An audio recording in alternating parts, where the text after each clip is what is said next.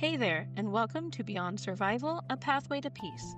I'm your host, Naomi Stanchfield. If you're living with the effects of trauma or PTSD, you're in the right place. I know what it's like to live in survival mode, always waiting for the next shoe to drop. For years, I searched for peace, for a way to feel safe in my own body again. That search became the foundation of the work I do today as a trauma-informed coach. This podcast is here to support you as you begin your own journey towards a calmer, more peaceful life. Each week, we'll explore real tools, heartfelt conversations, and simple practices to help you heal, one step at a time. You don't have to walk this path alone. Let's take it together. Welcome back. Today, we're diving into the topic of trauma, what it is, who it affects, and why it develops into PTSD for some people. Let me start by telling you a little bit about my journey into this topic. Not that long ago, I was lying in bed thinking, what the hell is wrong with me? Why can't I just be normal? Anxiety, depression, and overwhelm ran every aspect of my life. I always felt like I was making the wrong decisions and couldn't escape this cycle of trauma, anxiety, and grief. I truly believed my brain was broken, that I was weak, and that things would never change. It felt hopeless.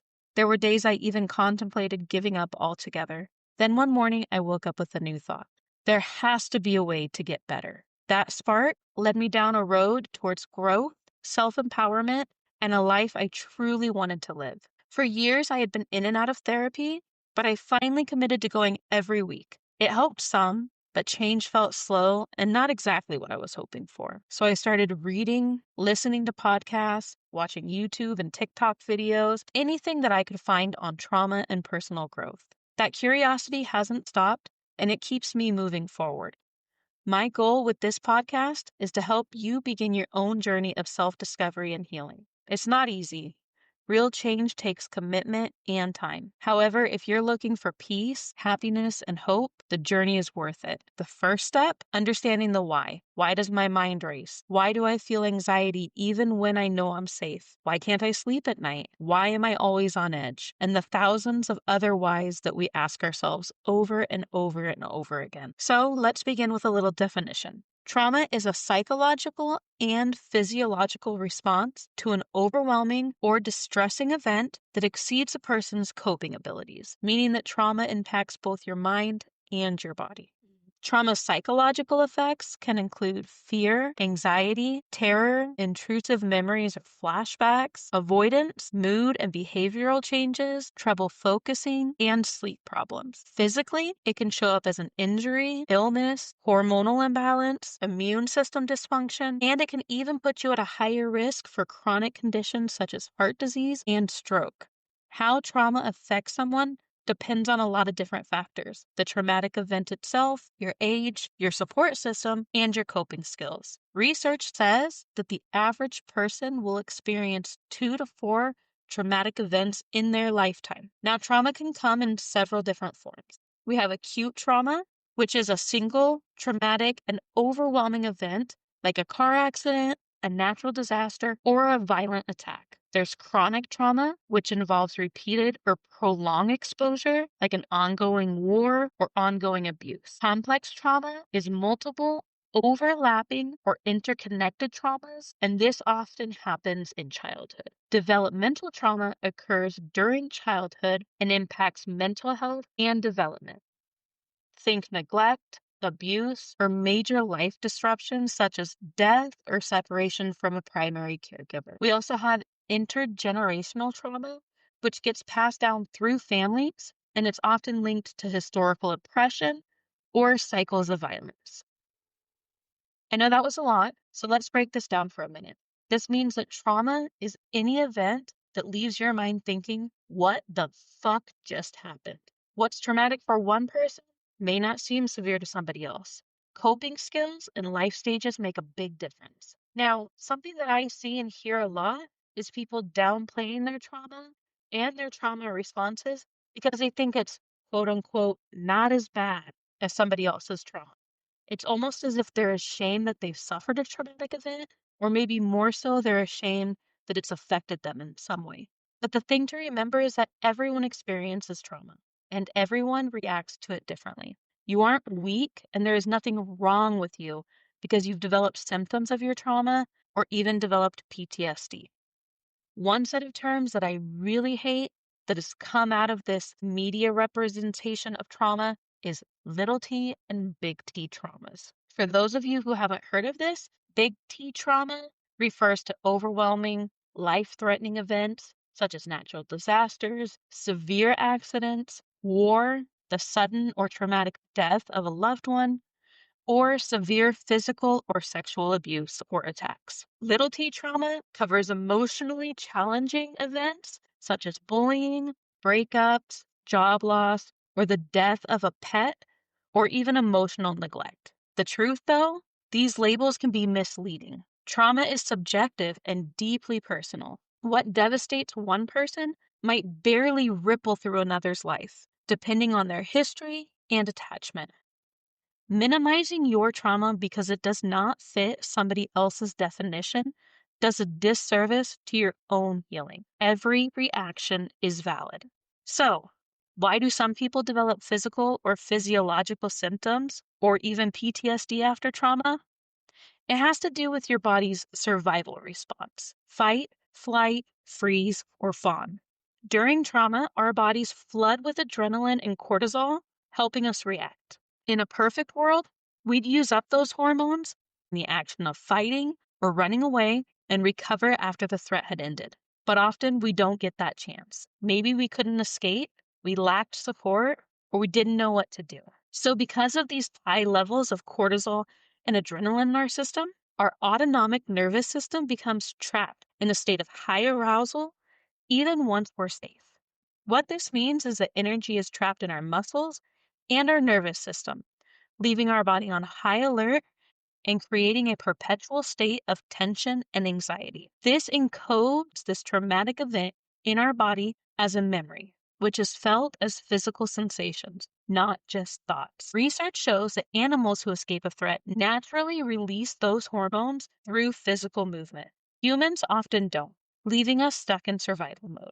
As an example, when an antelope sees a tiger while it's out grazing, its body activates its survival response and it runs from that tiger, thus using up all of those hormones that the body released. Shortly after, it can be found grazing once more. Now, if it didn't have to run, let's say because the tiger didn't notice them or went after another animal, the antelope was then observed shaking, running around the area, or completing other physical actions to release the hormones in the body.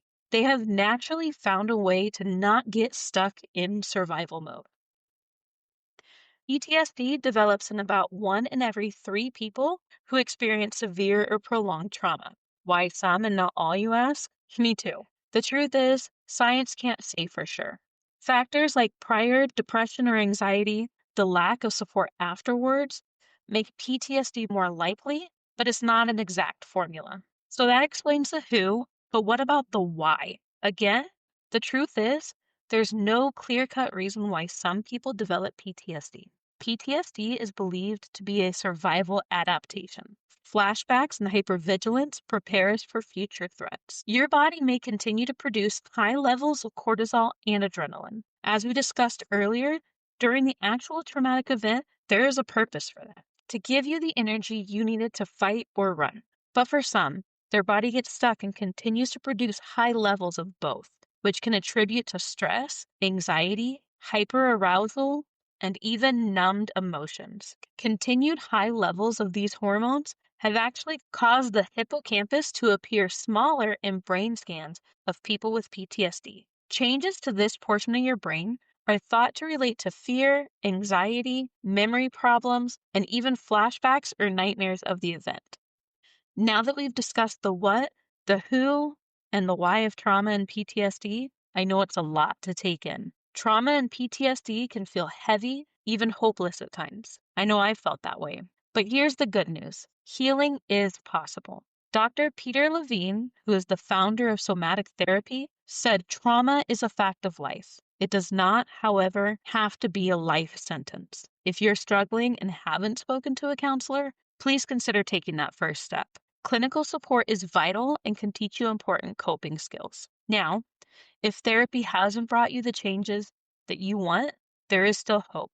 Your mind and your body are doing their best to protect you. They just need to find a new way of healing. The first step is to realize that there is nothing inherently wrong with you. In fact, your body and mind are doing what they are made to do, to protect you. Unfortunately, they are just trying to protect you in ways that are no longer serving you. So give yourself some grace. As I said at the beginning of this episode, healing and changing take a lot of time and commitment. But if you're ready to invest your mind, your heart, and your soul into it, your life will change in ways you can't even imagine right now.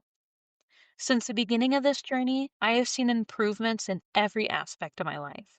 Before I decided to make real changes, I was experiencing anxiety every single day, and most of the time, multiple times during the day. And I'm not talking about just mild, my heart is racing and I feel a bit nervous kind of anxiety. I'm talking, oh my God, am I having a heart attack?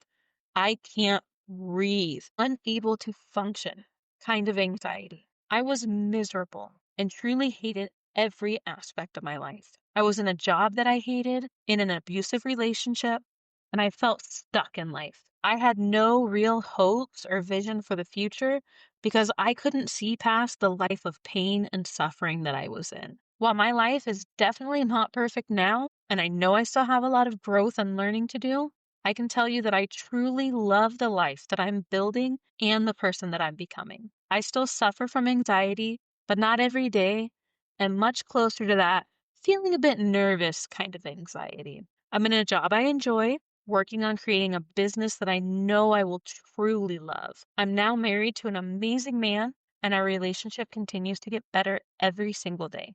The real change started that day when I woke up and said, there has to be a way to get better.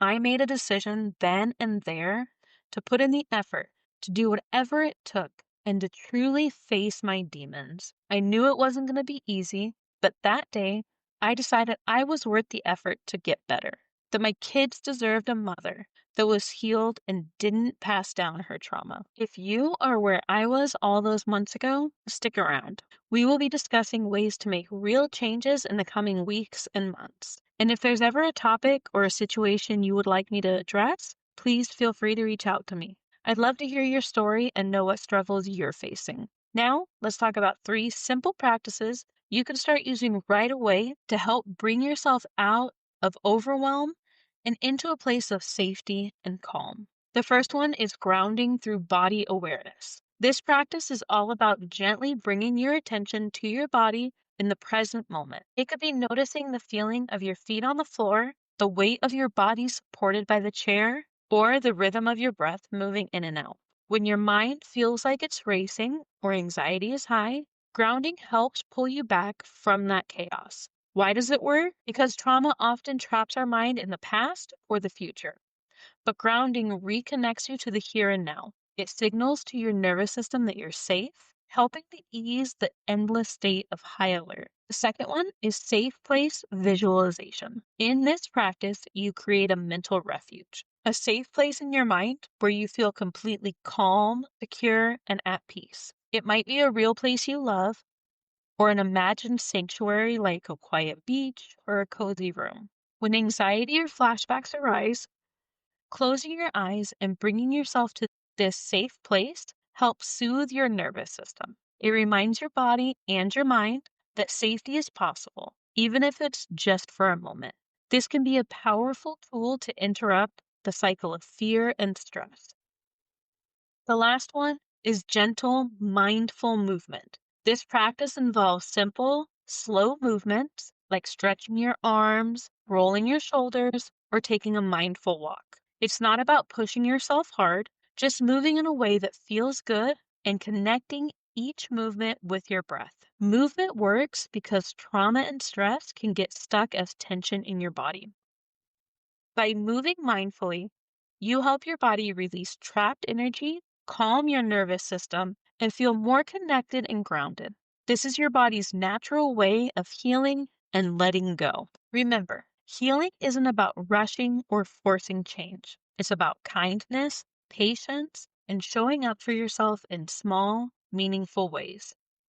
These practices are a way to start that journey, one gentle step at a time. Thank you so much for joining me today on Beyond Survival, A Pathway to Peace. I'm so grateful to walk alongside you on this journey. Remember, healing isn't about perfection. It's about returning to yourself one small step at a time. Every time you show up for yourself like this, you're building something beautiful, a life beyond trauma. Healing is a journey, and every step, no matter how small, is meaningful. Be gentle with yourself along the way, and remember, you don't have to do it alone. If you're finding things especially hard right now, please don't hesitate to reach out for professional support. You don't have to do this alone. Help is out there and healing is possible. If this episode resonated with you, feel free to share it with someone on their own path. Also, if you found value in today's episode, I invite you to connect with me on TikTok, Facebook, and Instagram at Beyond Survival Pathway. There, you'll find more insights, encouragement, and community support. Don't forget to subscribe to this podcast so you'll be with us for the next part of the journey. And consider joining our Facebook book club, Beyond Survival, Healing Through Stories. It's a welcoming place to explore transformation through shared stories and connect with others on the path to healing. Until next time, keep putting one foot in front of the other. You're not walking alone, and the path to peace is unfolding with every step. Let's keep walking this journey together. Take care, and I'll meet you back here soon.